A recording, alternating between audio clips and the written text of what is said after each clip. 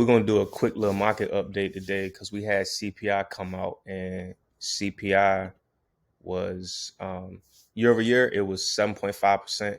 The core CPI, which excludes the volatile like food and energy, because those like necessities, you always gonna pay whatever it costs, no matter what, for food and energy, like oil, stuff like that, because you literally can't live without it, right? So core CPI is it excludes that. So that was 6%, which was the largest annual increase since 1982. So looking at SPY, let's go back to yesterday. Yesterday we gap up and break out, right? We testing this 0.618 field where last time we got smacked at, got our wigs knocked off. So today, of course, um, we'll go to a smaller time frame. Today you gap down off of on CPI, right? And then right at market open, you bounce immediately at a retest of that breakout that you just previously had, which is right at your zero point 0.5 field level, right? So where the market go from here? I think it probably will continue high because you got CPI out. I'm seeing a lot of bullish activity in order flow and stuff like that.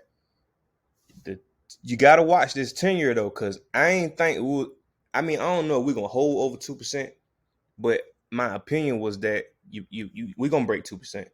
We're gonna see it. That's cool, but I don't expect any type of significant move above 2% before we see something like 1.8, that 1.5 to 1.8 range, because yields usually, I mean, they can go straight up, but I just don't expect it to.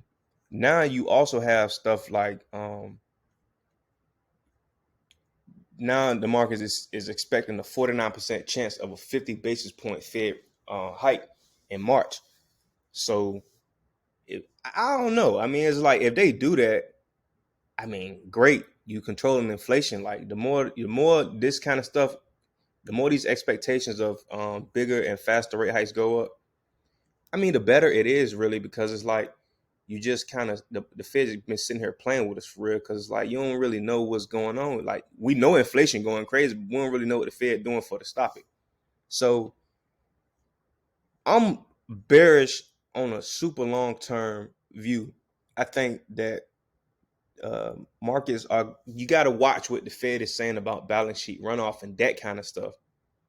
I don't think this rally that we've been having, if you can even call it that, is going to stop right now, because you got the data and markets are trying to bounce. It's trying to hold up. We got to see what it does in the closing. But I really don't know where it takes us. I think we could continue to rip high. If we break these levels, if we break this 0.618 fib, we're definitely going higher. Like it's pretty clear. We're going to have at least a day or two, or a few days, maybe even a couple weeks of higher moves. The fact that we bounced immediately at market open at this retest tells me that the market want to be bullish. So we'll see how we close. So now let's get into some stocks that I'm watching. I've been talking about Disney. I mean, I expected them to report good earnings, but I expected them to report good earnings last earnings too. And you know what I'm saying? I don't play earnings. I might take a little $40, $50 lotto here and there, but I don't really mess with it. Just wait. Same thing I said with Google. Look at the stock, let it do what it do, and just play levels. I'm targeting this 150, basically about 143 to 150 is a good range in my opinion for me to go add more shares, if given the opportunity. That don't mean you go do it. I'm just saying what I think would be best for me, um, because literally anything could happen. The market could start tanking. It could be a crazy crash. Anything like that. Disney is seeing subscriber growth. They're seeing the parks revenue and stuff like that increase. Uh, but I mean, this stock technically, I mean, I don't know. I can't even call it a downtrend because it just keep gapping up, gapping down, that kind of stuff. Something else I keep talking about is Target. I really like this stock right here, where it's at and where it's headed. Got this broadening formation.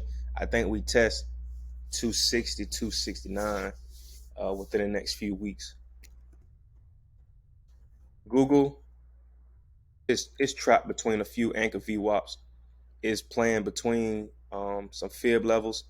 I think if we see a break above this 0.382 fib level here today, a break and hold above it, close above it, then we setting ourselves up for a bullish move to test, I would say 2890, then 3000, or I'm sorry, 2890, then 2900, and above like 2915, I think we can really run and start to go move to test 3000.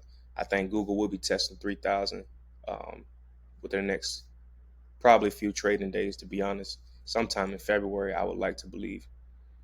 Um, Boeing, I posted about this when we were down here. I day traded the breakout and I got into some swings. Like I told y'all, I just took profit on my swings, 44% right here at 220 at this anchor VWAP. Just because I think between 220 and 228, you're going to start to potentially see some chop. If you don't see no chop, then if this thing just shoots straight for 228, this anchor VWAP, then it's probably going to continue high. So it's just really hard to hold stuff in this market. I would love to. I think, I wasn't exactly bullish down here, but I didn't explicitly have any reasons to be because, like I said, longer term, I'm bearish on the market, but I'm going to trade whatever we got going on right now. So I would say Boeing is something to keep on a watch list for scalps. And if we break out, then you probably got yourself set up for another good swinging opportunity. And I think this is I really love bringing up this Boeing example because I always talk about how opinions don't matter. I had the opinion that this probably was going to flush. I took my eyes off of it. It did not flush. And then I noticed I got some alerts that it was back up here in this 206 range. So then at that point, I just played levels. I played a breakout above like we discussed in previous videos. And that's really how you got to trade. Like, don't chase anything.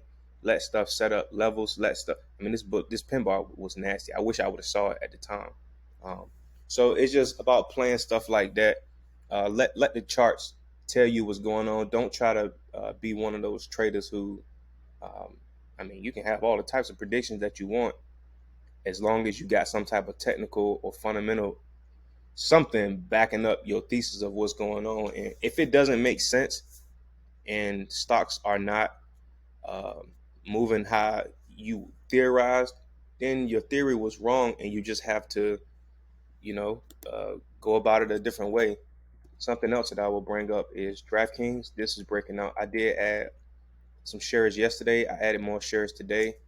Uh, I never got a chance to play ARC because I was being, I guess, stingy or whatever you want to call it. I wasn't gonna touch it unless I got it back down here, below like I would say below 69 would have been the first chance for me. But I think this has room to 85, 84, 85 range. Um, you're seeing a lot of stuff break out. Roblox is breaking out. Affirm is breaking out. I mean, this stuff is running. Affirm got earnings today, looks like after hours. So stuff like that, man. It like this is another example. I mean, I was scalping this for a breakout, or I was trying to scalp this for rejects, and uh, it did reject, and I thought we was gonna flush these key levels here that I got, but it never did. So you just play what you get. And I mean, I would not have known to buy any shares right here, but I know right here, and what's that? That's a 26% difference. And I mean, I would love to pay a 26% premium to sleep better at night, knowing that the stocks that I'm holding is not about to be down like crazy the next morning. Like, ain't nobody got time for that. Ain't nobody got time for that. So just play the trends, play the charts, let the charts do the work. Have your opinions for fun and let it guide you to play different, look at different things, but just play what you get and don't try to make something work just because you believe it. So make sure you subscribe to the channel, like the video. You can join our Discord at investorsanonymous.net, and I'll catch y'all for the next video.